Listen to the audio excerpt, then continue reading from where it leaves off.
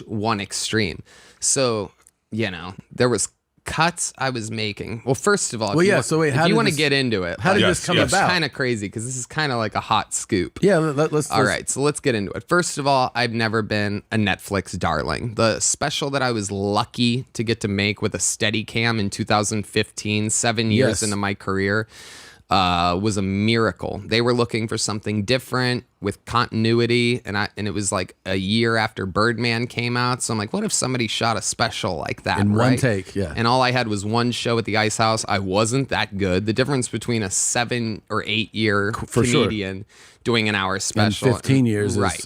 It's light years. But I was lucky to get it at the time, and it worked. And then once that 2-year licensing deal was up and gone, I'm like, fuck this special, get it out of here. I'm so much better. I don't want anybody to see it.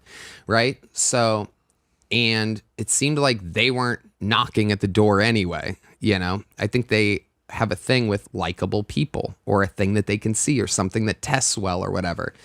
And, so they didn't want me on this thing to start. And I knew that. Like, this was clear? I'm just not an industry guy. I mean, clearly, I've my hit show is on YouTube. Yeah. And you don't see me much more other than that. So, but I have a great team, a great agent, a great manager for the first time ever. And so I hit them up and I'm like, hey, I'm making you guys all this money. I want you to do something for me. I want to get on this thing, which is crazy because in the beginning, when they first announced it, I'm like, oh, that's cool. They're going to do a roast of Tom Brady. That's great. But as it got closer and I'm like, live, Tom Brady, I have a feeling this might be the biggest comedy event ever. In this period, are you at all hitting up Ross because he's your friend?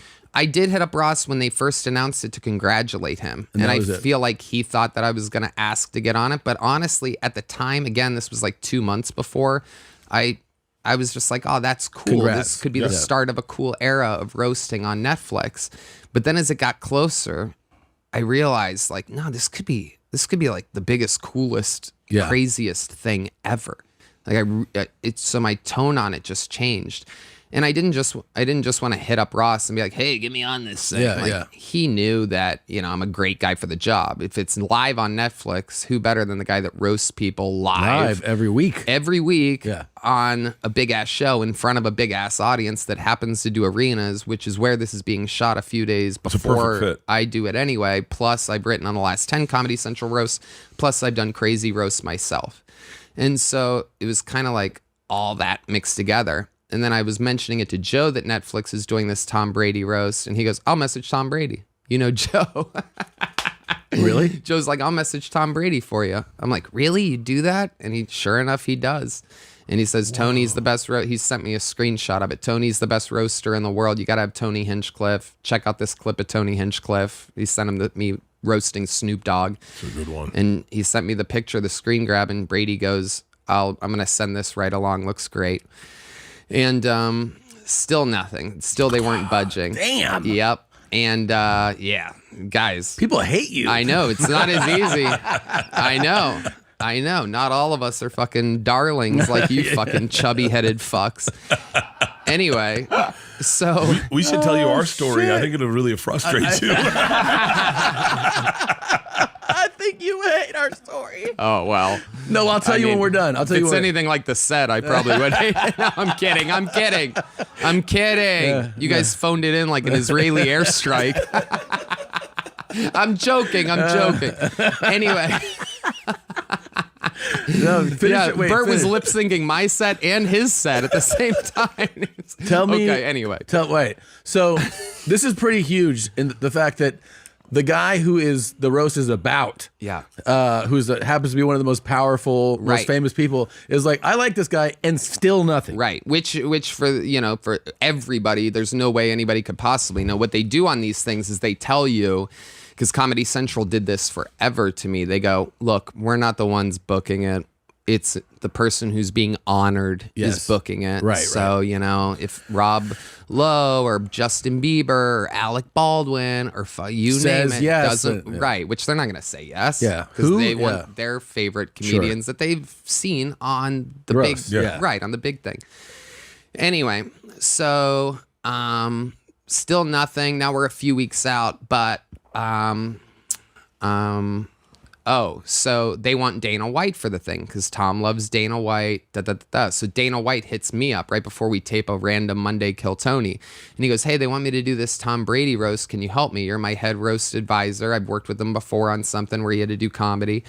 And I go, Dana, I'm going to be honest with you, bro. I'm trying to get on this thing. It would be huge for me, but I'll help you out any way we can. Like if you want to figure something out. Yeah. But as of right now, I'm still trying to get on it, but I'll still help you. But I kind of like, this is like a big one for me. Yeah. And I haven't wanted anything forever. Literally, when I moved to Texas, I'm like, fuck all of everything. Fuck everything. I've got everything I wanted now. I can make money and have a blast doing my own YouTube show that I have 100% control of. No network notes. I don't need anything. I can make my own specials, drop them on YouTube. I'm so done with Hollywood. It's hilarious, and I love it. It's so freeing not to worry about anything or be greedy or, you know what I mean? Just want anything. I have what I want, even though that sounds corny. Today's episode is brought to you by Manscaped, the leaders in below-the-waist grooming, whether it's for your husband, baby daddy, or father figure. Our friends at Manscaped have crafted the total package for his special day. Whether it's for the boys downstairs, his beard, or even the best pair of underwear out there, Manscaped has his bases covered. Head over to manscaped.com and get 20% off plus free shipping with the code BEARS.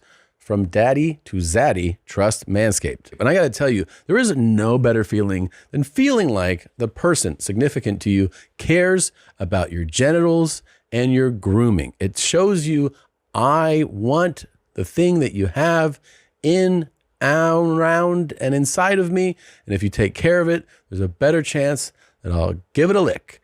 Allow me to introduce the Beard Hedger Pro Kit, the complete beard maintenance kit for all the bearded kings. This all-in-one kit comes with a beard hedger, Manscaped's most advanced beard trimmer, as well as shampoo, conditioner, oil, and balm for his beard. It also comes with a brush, comb, and scissors so he can style his beard and mustache like the true gentleman he is. Get 20% off plus free shipping with the code BEARS at manscaped.com. That's 20% off with free shipping at manscaped.com and use the code BEARS.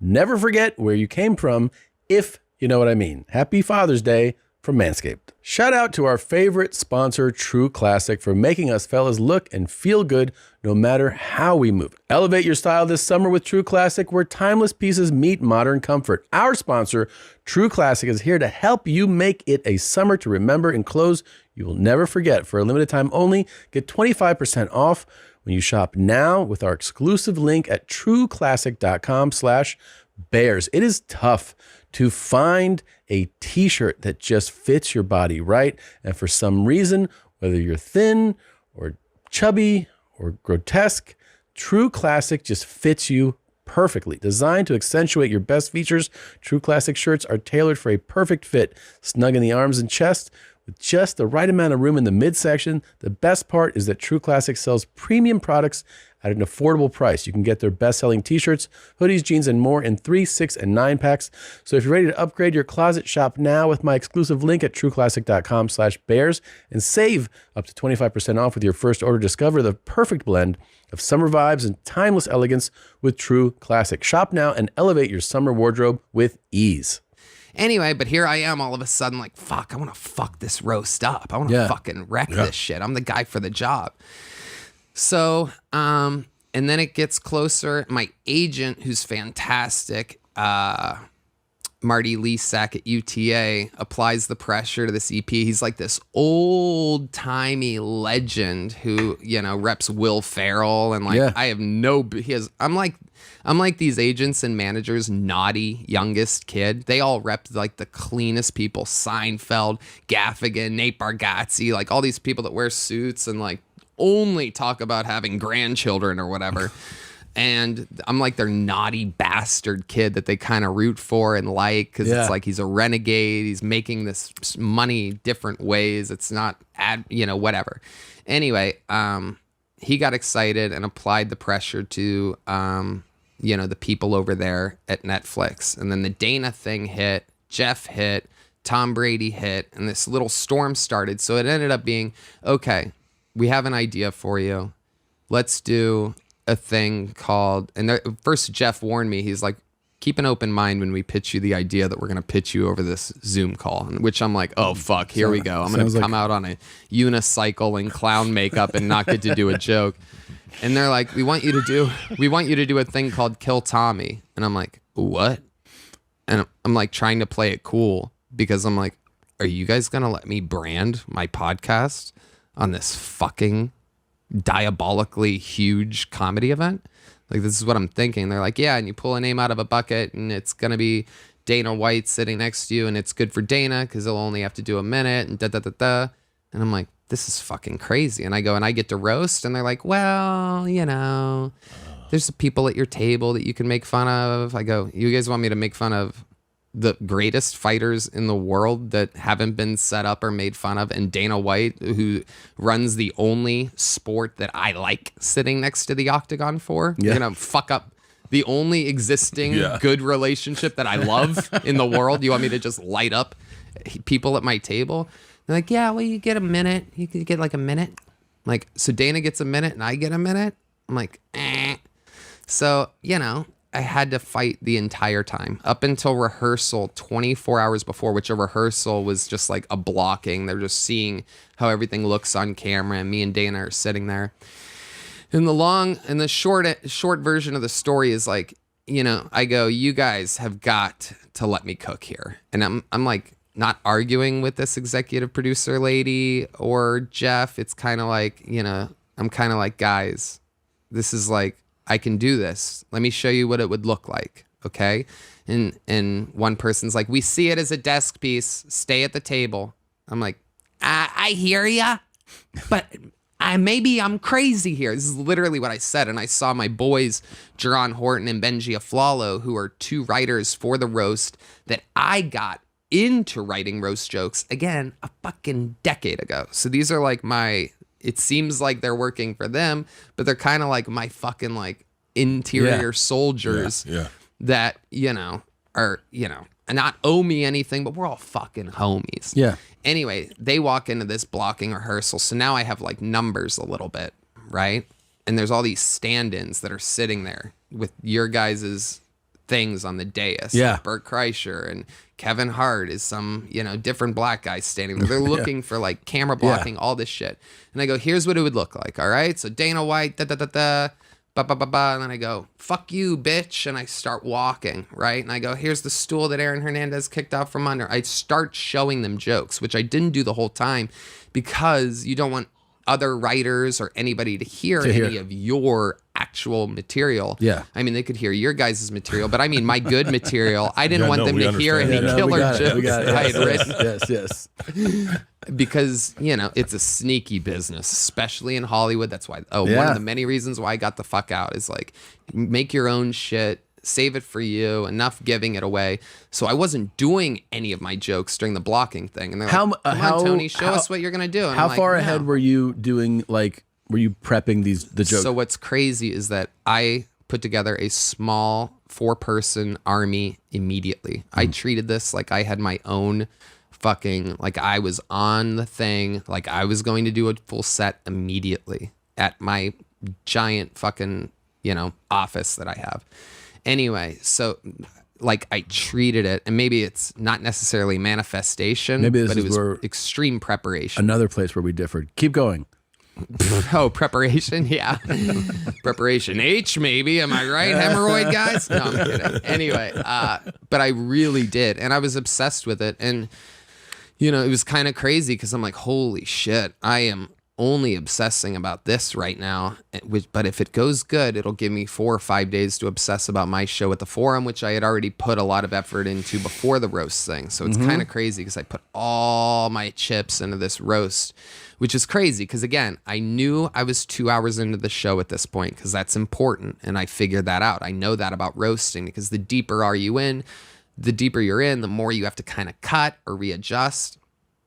And so you're really dialed into what's happening on stage, right? Super. Did you edit? I think you edited something out. Oh, tons. Yeah, no, I'm saying even from prompter, right? Because I think 100%. I was 'cause I read those switching jokes things too. around. Yeah. I know. I was switching things around. Yeah. And moving things and sliding in new things and new headers and new sweeteners and even the nice shoes, bitch. Did you win those in the divorce? The Belichick, everything that I started with, which is a huge fucking risk. Everything that I started with, I wrote at the table. I gotcha. Like, I'm like, okay, nobody's hit that. Randy Moss was begging for a ring. Bill Belichick's phone isn't ringing. Ring. Those shoes that I was staring at Tom Brady's shoes the whole time because his pant legs were riding high, and I'm literally right there like, God, those are some gay fucking shoes. I wonder if they'll zoom in if I hit them on this. Yeah. Because they were like women's boots. And by the way, that's another thing. You talk about like especially a risk at the top of the set. In that situation, first of all, I could have fallen up the fucking stairs. Like, it's live. Anything could go wrong. And when I said my opening line, that when I did that turn from Dana and I go, nice shoes, bitch, and I'm fucking making sure I'm not falling up the stairs. Did you win those in the divorce? He goes, and I don't think anybody noticed this. He goes, yeah, I'll shove one of these right up your fucking ass. Because he didn't know who, he must not. Is that what he said? He must not have remembered who the fuck I am or whatever. Oh, he said it in the moment.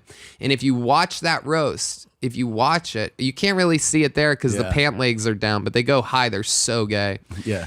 Anyway, he goes, I'll shove it up your ass. And at that moment, like, you'll notice if you rewatch it, like I go, oh, hey, everybody, it's quite a day up here because my brain is going, do you acknowledge what Tom Brady just said? No. Or do you plow forward? It's a $1 million moment right now. You made the and right I go, call. oh, God, I should acknowledge it, but it wasn't mic'd. Nobody else heard it. It's too early. It could throw off everything. Yeah. Ignore. Let's go. Run the ball.